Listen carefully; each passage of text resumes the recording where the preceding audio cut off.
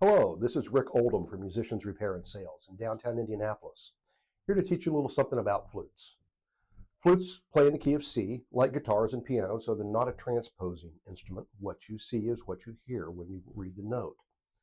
There's a lot of differences in flutes, though. This is a student grade flute. This is a Selmer flute, and it is made of nickel, like a 5-cent piece, and then it's silver plated. This is a regular, what we call a plateau flute. As you can see, it has no holes in the fingers. This is a student flute. Next to that, we have an Armstrong flute. This is an Indiana-made flute, and it again is a student flute. It goes to low C, that's written middle C, just below the staff, like most flutes do. The next one I want to show you is just a little bit longer. This is a Gemeinhardt flute, and it has a couple different things about it. The keys are in line, which means we need to cock our wrist just a little bit to reach that G key. It has open holes. Open holes will give you more exact placement of hands, so you're a little quicker on each of your fingerings. This one has a gold-plated lip plate. For those who might have sensitivity to nickel, the gold-plated lip plate does help. This flute has a solid silver head joint. Depending upon what company, solid meaning, it's a legal term, meaning 85% pure silver, or sterling, meaning 92.5% pure silver. And then this instrument has a silver head joint and a nickel body that's been silver plated. You might notice it's longer. It has one more key on the foot joint. We have the head, the body, and the foot. And the foot joint has a B key, so it will go down to low B. Also, it has another little key on top of the B key. We call that a gizmo key.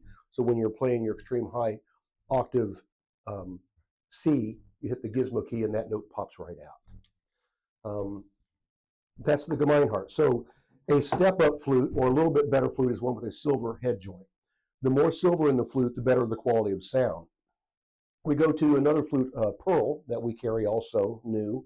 And this one, as you see, is the same length, so it has a B foot. It has open holes. Notice it has an offset G, like the student grade flute, so we don't have to move our wrists so far. You can see the open holes. We do have, each of the open hole flutes comes with plugs, so until you learn to cover the holes, you can put the plug into the flute keyhole, and then you can knock it out with the eraser end of a pencil, and it'll fall out the end. You can put it back in until you learn to train your fingers to cover those holes. This flute has a few extra things. This one is a sterling silver head, body, and foot, so this is a higher quality flute. This one does have the B foot, does have the gizmo key, does have the offset G. This one also has what we call a forked E. For that high E, it helps it to pop right out. There's a couple of different styles that companies have come up with to help with that E. The next flute is one of our middle line flutes. This is a Tomasi brand of flute.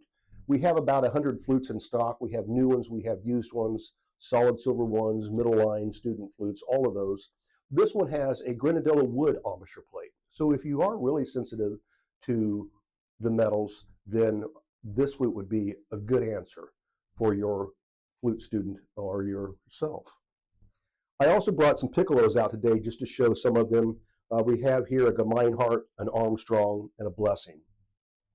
The Gemeinhardt is a plastic piccolo, plastic being an imitation of wood for that darker sound.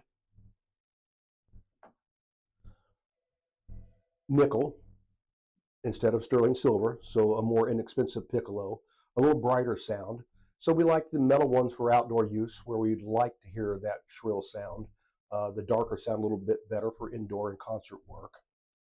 Another thing about flutes and piccolos is you can almost tell by looking at them that flutes have a conical head and a straight bore to the body. That's because we want it to jump in octaves like saxophones do, but clarinets don't jump that way because of their tapered bore.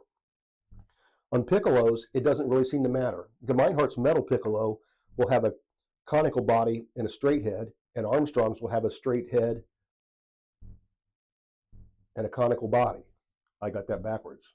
Gemeinhardt is a conical body and a straight head, and Armstrong's have, no, I got it backwards. Gemeinhardt has a conical body and a straight head, and Armstrong has a straight body and a conical head. Yes, that is right. When it comes to the plastic ones or the metal ones, like I said, for indoor or outdoor use, we also carry the Blessing brand, which is a little more inexpensive. Its price point is very reasonable. So that's enough about flutes and piccolos. Join us again for things about trumpets and saxophones.